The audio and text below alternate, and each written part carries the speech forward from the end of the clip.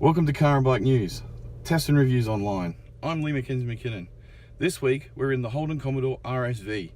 It's a V6 all-wheel drive, 9-speed automatic transmission, and we're going to give it a run around the southeast Queensland to test it out and see how we go. There is no point denying the new Commodore is a different car than the popular VF Commodore it replaces.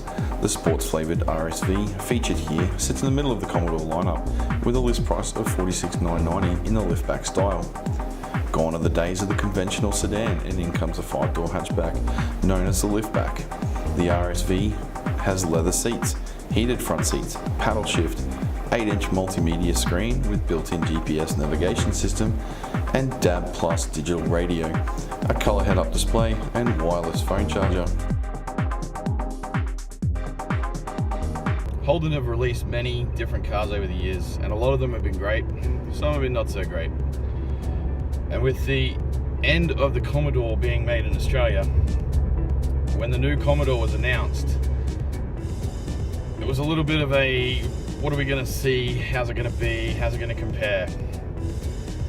And unfortunately, the name Commodore has been with Australians for a long time, and we've all associated it with rear-wheel drive and quite commonly a V8 engine. The new Commodore comes out in all-wheel drive or front-wheel drive, and it's a very different car to what we're used to in this country. The RS-V, which is only available in V6 all-wheel drive, is about the middle of the range when it comes to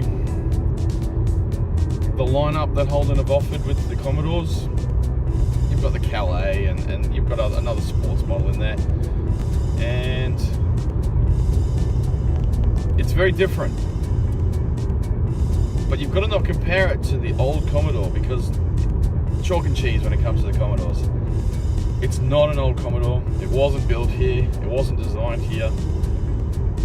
It's had a little bit of engineering work from the Australian side of GM, and it's very European. Using sports mode certainly lets you have a bit of a play.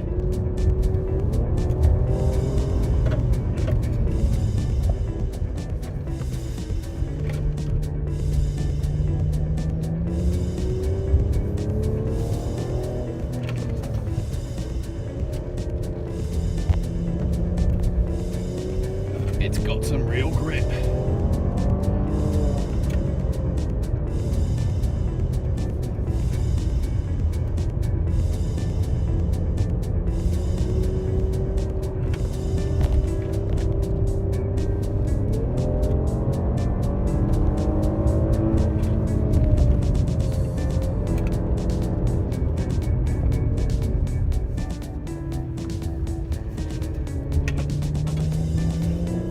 Lower down gears certainly give you some acceleration off these corners.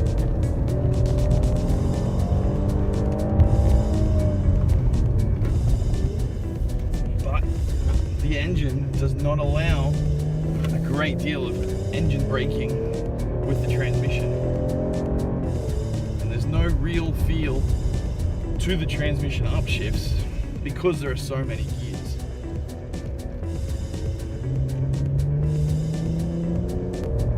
The upshifts and downshifts don't feel all that impressive. They're there, you can certainly feel it when you downshift and accelerate.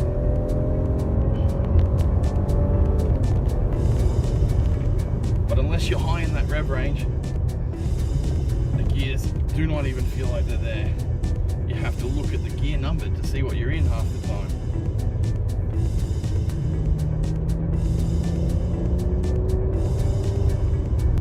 Certainly sounds good, and it certainly goes well, but the 9-speed gearbox is just a little bit over the top.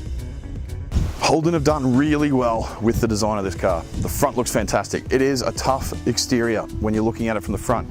The daytime running lights also look fantastic, and it gives the front stance of the car that tough look, but yet an elegant look to it as well. When you look at it from the back, from behind, whether you're in a car behind or you're just standing behind admiring the vehicle that you have, it looks great as well. The lights do well, the badges are in the right places. There's no boot latch to open it up from the outside, but there is. It's hidden right in that logo right there. The other thing that Holden have failed on though is the side. The bar, or the rear bar, goes all the way up until almost meets the doors. It's just too big of a side.